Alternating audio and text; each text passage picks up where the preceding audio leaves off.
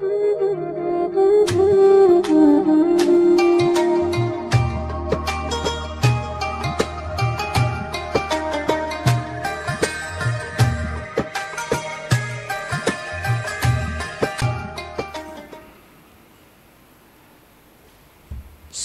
jamaah subuh yang berbahagia, izinkan pada pagi yang berbahagia ini kita akan membahas satu persoalan yang sering kita lakukan di dalam kehidupan kita sehari-hari, dan ini menjadi pembahasan. Saya sudah mengatakan di dalam WA bahwa suatu saat atau suatu waktu nanti kita akan membahas isi dari penelitian saya. Jadi Bapak-bapak dan Ibu sekalian, penelitian saya mengenai sesuatu hukum yang sudah sering terjadi di kalangan kita. Apa yang sering terjadi? Bahwa terdengar di kalangan kita, contoh kasus misalnya, di dalam kita membuang hajat, baik dia hajat kecil maupun hajat besar, tidak boleh menghadap kiblat. Dan itu sering terjadi, kan? Ya. Tidak boleh menghadap kiblat. Jadi semua kita di dalam membuang hajat besar di semua tempat seakan-akan kalau membuang hajat di dalam menghadap kiblat itu tidak boleh. Sementara kita adalah penganut mazhab Syafi'i atau Imam Syafi'i. Nanti kita akan melihat bahwa apakah Imam Syafi'i mengharamkan atau memakruhkan ketika buang hajat menghadap kiblat. Tetapi Bapak-bapak dan Ibu sekalian, nanti kita akan membahas bagaimana Imam Syafi'i memposisikan dirinya, menetapkan dirinya hukum menghadap atau membelakangi kiblat. Bapak-bapak dan Ibu sekalian, rupanya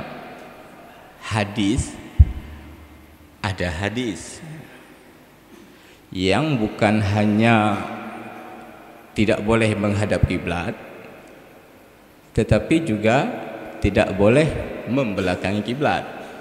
Ada hadis. Jadi tengok ulun minta saja ya, hadis tentang tidak boleh membuang hajat menghadap dan membelakangi kiblat.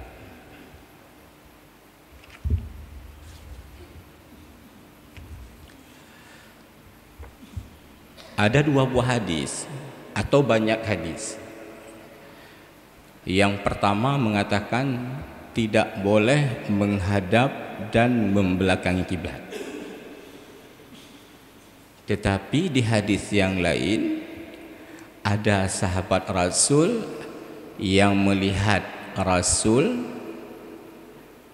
dia membuang hajat dengan membelakangi kiblat. Saya ulangi bahwa ada hadis bukan hanya tidak boleh menghadap kiblat, tetapi memang ada hadis yang menyatakan bahwa tidak boleh menghadap dan membelakangi kiblat.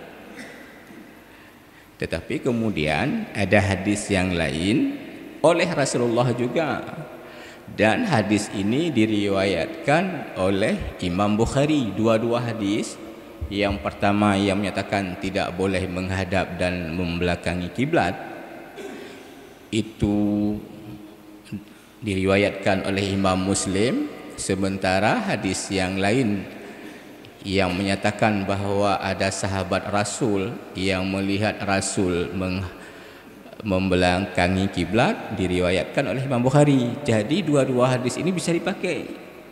Dua hadis ini bisa dijadikan hujah. Tetapi kemudian bagaimana posisi Imam Syafi'i di dalam menetapkan hukum? Nyoke hasil penelitian Bapak-bapak Ibu sekalian. Saya ingin membaca hadisnya supaya lebih jelas. Yang pertama, an Ayyub al-Ansari anna Nabiya sallallahu alaihi wasallam qala la tastaqbilul qiblata.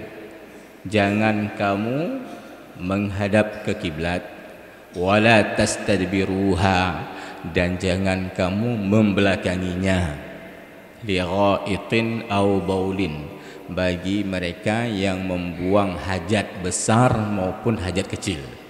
Engkau jelasnya. Walakin syarriqu aw gharribu, akan tetapi hadapkanlah ke timur maupun ke barat, karena posisi pada saat itu kalau menghadap kiblat ke arah selatan, kalau membelakangi kiblat ke arah utara. Jadi kenli Rasul syarriqu wa gharribu, tetapi kamu menghadap ke timur maupun ke barat, yang itu tidak membelakangi dan tidak menghadap ke kiblat. Qala Abu Ayyub, berkata Abu Ayyub yang meriwayatkan hadis tadi, faqadimna Syama fawajada marahida. Lalu kami mendatangi bersama dengan sahabat-sahabat yang lain. Lalu kami mendatangi, masuk ke negeri Syam. Fawajada marahida, lalu kami mendapati toilet-toilet, tempat-tempat buang air besar atau air kecil itu qad suni'at, yang telah dibuat dengan sebahagian menghadap ke kiblat, sebahagian lagi membelakangi kiblat. Tetapi karena ada hadis tadi yang menyatakan tidak boleh menghadap dan membelakangi kiblat, maka Ayyub bersama dengan sahabat yang lain fanan harifu wa nastaghfirullah, lalu kami merubah, tidak menghadap ke kiblat dan tidak membelakangi kiblat. Seandainya sudah ada toilet, jadi gepeke hol lain, padahal tempat pembuang itu adalah menghadap ke kiblat misalnya. Atau katakanlah toiletnya yang hari ini kita lihat sekarang, apakah dengan model duduk atau model jongkok misalnya. Jadi orangnya, sahabat Ayub bersama sahabat yang lain, mereka tidak lagi menghadap atau belakangi kaki putih lagi nya. Ho alam dipo kaki hipo le. Fanan harifu wa nastaghfirullah. Lalu kami merubah, bukan merubah toilet tetapi merubah posisi, karena toilet tidak mungkin dirubah, itu punya hak orang lain itu. Wa nastaghfirullah, dan kami mohon ampun kepada Allah karena ada hadis yang tadi. Nah, Bapak-bapak dan Ibu sekalian, kemudian ada hadis yang lain. An Abdullah ibn Umar, dari Abdullah bin Umar, sahabat Rasul yang paling dekat. Qala irtaqaitu fawqa dhahri baiti Hafsah li ba'd hajati. Saya naik ke rumah Hafsah karena ada sebahagian keperluanku. Fara'aitu Rasulullah sallallahu alaihi wasallam yaqdi hajatahu. Lalu saya melihat Rasulullah sallallahu alaihi wasallam membuang hajatnya mustadbiral qiblati, dengan membelakangi kiblat, mustaqbil Syam, dan menghadap ke Syam. Artinya ke Syam itu berarti menghadap ke kiblat. Ya, sementara beliau adalah membelakangi kiblat tadi. Ya. Nah, ini dia dua hadis. Kan dua hadis yang saling bertolak belakang. Nah, ketika dua hadis yang bertolak belakang itulah yang dikatakan dengan ikhtilaful hadis. Ikhtilaf hadis. Jadi apa itu ikhtilaf hadis? Yaitu al-hadisani mutadaddani fil ma'na zahiran fayufiqa bainahuma aw yurajjaha. Jadi ada dua hadis yang saling bertentangan, yang saling paradoks dari segi maknanya. Lalu dia ditaufikkan, dia dipadukan, dia disatukan. Boleh jadi ditarjihkan salah satu keduanya. Imam Syafi'i, Bapak-bapak dan Ibu sekalian, ketika ada dua hadis yang berbeda ini, Imam Syafi'i dalam posisi mengambil kedua-dua hadis ini, tidak membuang salah satunya. Karena kalau ada dua hadis yang berbeda, dibuang salah satunya, maka akan banyak hadis yang terbuang. Maka akan banyak hadis yang tidak bisa dipakai.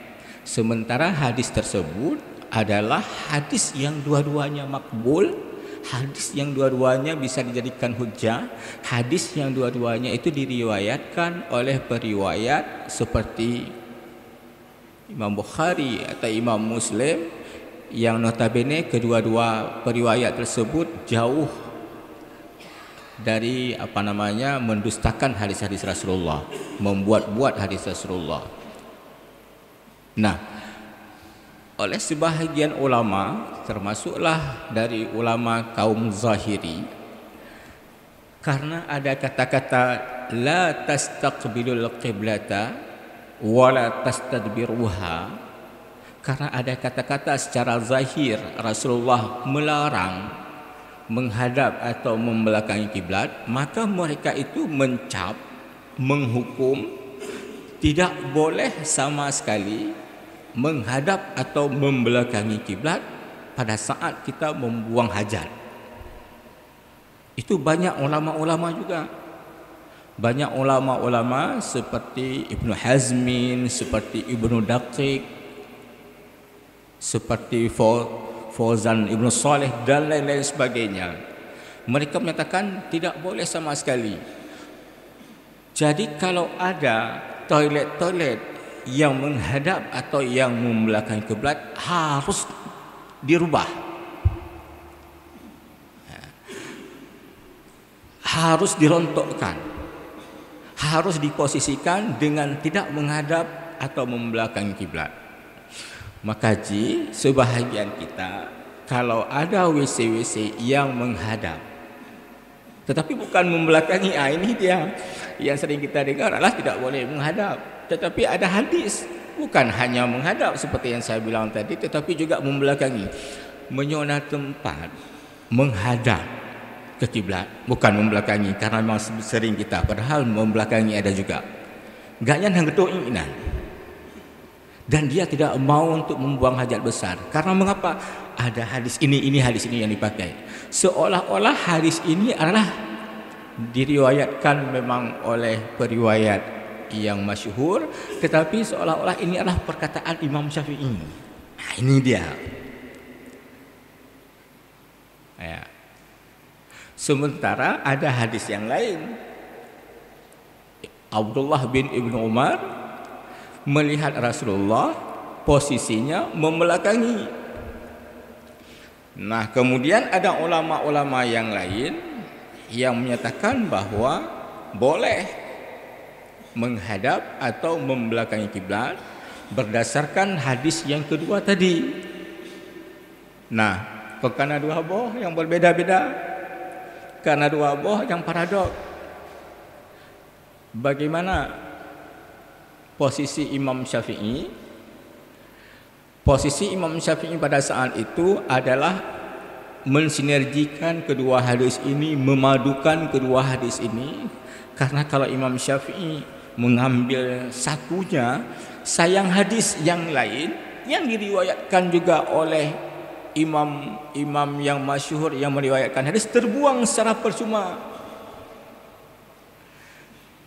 Imam Syafi'i gecok yang lembu dua, hadis yang lembu dua, yang menyatakan boleh bahwa menghadap ke kiblat karena ada sahabat Rasul melihat Rasul membelakangi kiblat. Nya gecoknya gaduh hatanya. Ya. Hilang hadis yang menyatakan tidak boleh.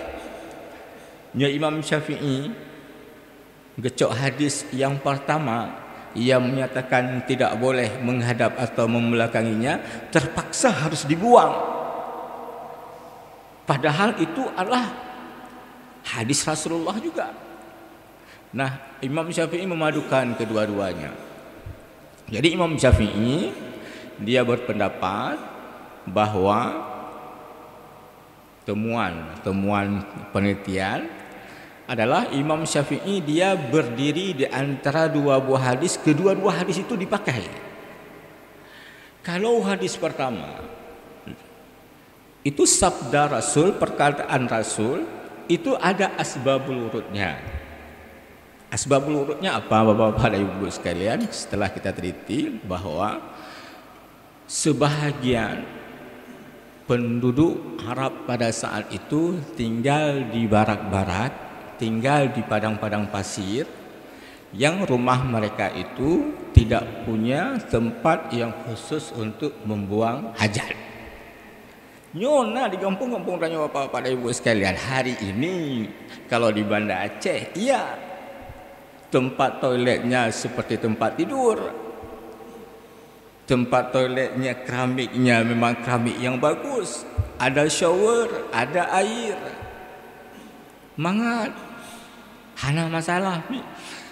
Dan kalau di kampung-kampung yang masih memang pedalaman sekali, ketika membuang hajat bukan sama sekali di dalam rumah. Hana toilet awaknya, pakcik jak lampuh dia. Jak di hutan dia. Dan itu pernah saya alami Bapak dan Ibu sekalian. Maaf, lon cerita becut waktu lon kena berkeluarga dengan keluarga lon yang jino. Saya pikir bahawa di rumah tersebut, ini maaf saja ini hanya sebagai gambaran, bahwa di rumah tersebut seperti rumah kita. Ternyata waktu kena mana waktu bengah dan ternyata sakit perut, itu kita harus pergi ke lampuh, ke kebun. Itu biasa terjadi. Jamun tadi menancit, jamun. Jauh lampuh ke dehe babak sekitar ada 20 atau 30 meter. Kemudian taku huru, ya kan? Taku huru kan alihan nablit untuk menutup sebagai dindingnya. Lalu tak huruf yang tak duduk kaya muli 15 kali 30 tiba ya anak-anak. Tuh hujuinan. Kau lagi kan? Zaman lagi kan? Nah, pada zaman Rasulullah, penduduk di Mekah tersebut seperti itu. Mereka tinggal di bara-bara. Ketika mereka membuang hajat, lalu mereka serampangan saja tuh pergi baba ano lagi nyana. Rupanya mereka itu menghadapkan ke kiblat, sementara ada jalan yang di depannya itu orang lewat. Jadi kata Rasulullah pada saat itu, la tastaqbilu al-qiblata, jangan kamu menghadap kiblat, ipat na orang liki. Kemudian langsung menghadap ke kiblat. Dan itu terjadi di luar rumah, di luar bangunan, di tempat lapang, di gurun Sahara. Ya, itu asbabul wurud. Sehingga keluarlah hadis ini. Nah, sementara yang hadis nomor 2 tadi terjadinya di dalam rumah, di rumah Hafsah, anak Rasulullah. Jadi gecoklah kesimpulan di Imam Syafi'i supaya kedua-dua hadis ini bisa terpakai. Bin nahyi fis sahara wa bir rukhsati fil manazil. Imam Syafi'i mengatakan, dilarang membuang hajat menghadap atau membelakangi kiblat ketika kita membuang hajat dan membuang hajat tersebut adalah di luar posisi ada dinding. Misalnya kita berkebun yang di sana tidak ada tempat untuk membuang hajat, berarti dia adalah di luar rumah. atau di luar bangunan. Itu yang tidak boleh, Imam Syafi'i mengatakan. Kalau di luar dinding, bukan di dalam rumah, bukan di dalam hotel, bukan di tempat-tempat yang ada dindingnya, maka tidak boleh, haram bin nahyi fis sahra, kata Rasul, dilarang di tempat sahra, gurun sahara. Artinya adalah gurun sahara di tempat terbuka. Tanya tahu misalnya, tahu rumah, kemudian sakit hati, kunci bak urinong, ketok-ketok, hana terbuka. Kakek kau hana tempat. Yang nampak adalah keran I, cok laju I tina. Pasal dalam peluk kaki kita dengan cara posisinya duduk, menghadap ke kiblat tidak boleh. Membelakangi kiblat tidak boleh. Karena tempatnya adalah di luar dinding, di luar rumah, di luar hotel, di luar tempat-tempat yang ada dindingnya. Tetapi kalau misalnya ada dinding walaupun di luar rumah, pekarangan kita ada misalnya ada dinding lagi, kalaupun menghadap karena memang ada dinding tidak mengapa. Inilah yang dikatakan oleh Imam Syafi'i, bin nahyi fis sahra wa bir rukhsati fil manazil. Boleh ada keringanan ketika dia berada di dalam dinding. Hari ini, dan cocok sekali memang kalau kita lihat toilet kita, tidak ada yang membelakangi dan tidak ada yang menghadap ke kiblat. Oh ada ya, ada yang sebelah sana itu membelakangi. Nyambik tampil dan yang hendak temtung inan, hendak apa?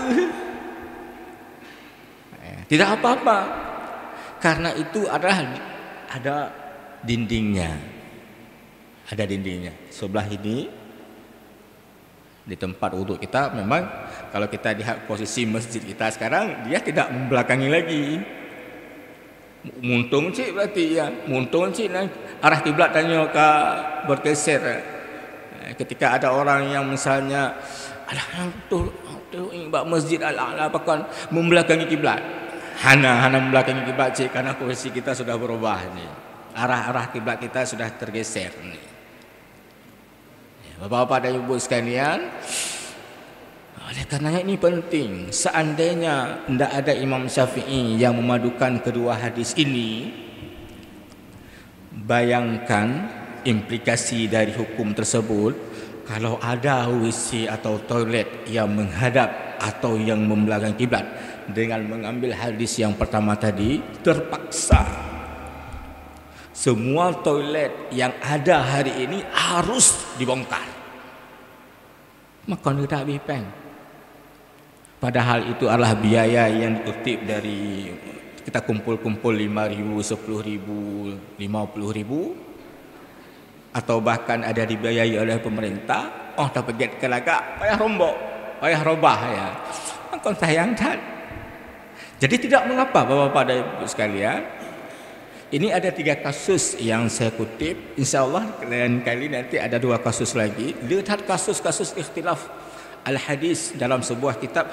Dan ini bapak-bapak dan ibu sekalian, Imam Syafi'i itu di dalam kitab Al-Risalah langsung disebutkan, yang dikarang sendiri oleh Imam Syafi'i. Di dalam kitab yang dikarang sendiri oleh Imam Syafi'i. Di dalam kitab namanya kitab Ikhtilaful Hadis sendiri dikarang oleh Imam Syafi'i. Jadi orang tak pegah lewitnya adalah perkataan Imam Syafi'i, kita tidak boleh membantah karena memang itu perkataan Imam Syafi'i. Tetapi kalaupun demikian, kalau misalnya posisinya membuat untuk akan datang, misalnya siapa mungkin kita membuat rumah dengan posisinya memang tidak menghadap dan tidak membelakangi kiblat, itu bagus kita mengambil seperti itu. Tetapi kalau misalnya tanahnya memang tanah kecil yang tidak boleh tidak, atau untuk keindahan sebuah rumah, posisi rumah supaya dia indah, supaya dia cantik, dan terpaksa dia harus kita arahkan menghadap atau membelakangi kiblat, kaki ubah benar gede. Jangan sampai kita paksakan rumah harus indah, tetapi dengan kita paksakan bahwa ini harus tidak boleh menghadap ke kiblat, sehingga rumah kita tidak menjadi lebih bagus atau tidak bagus lagi. Jangan dipaksakan. Kalau sudah demikian, biarlah seperti itu. Karena wabir ruhsati fil manazil, diberi keringanan oleh Imam Syafi'i ketika dia berada di dalam rumah, ketika dia berada dalam hotel. Orang tajak abang hotel kadang-kadang merasa dia adalah seorang ustaz. Orang kadang-kadang umumnya menghadap kiblat yang lagu atau membelah hai waktu don't kena bu payah tono lain. Kan itu tidak mungkin. Bapak-bapak dan ibu sekalian, barangkali inilah sekilas satu kasus. Ada kasus lain, ada dua kasus lagi yang memang hari ini kita memaksakan seperti itu, padahal Imam Syafi'i sendiri tidak mengatakan demikian. Ada dua kasus lagi. Yang pertama adalah mandi di hari Jumat. Itu juga terjadi perdebatan. Mandi hari Jumat itu bagaimana hukumnya? Kemudian melewati orang syarat yang hari ini kita biasakan. Ada yang memakai sutrah. Sutrah itu ada yang memakai penghalang yang kaku peget, ada gejuk di dapupian. Itu bagaimana hukumnya versi Imam Syafi'i? Bagus untuk kita telusuri untuk akan datang. Demikian berartinya to be continue, ada sambungannya insyaallah.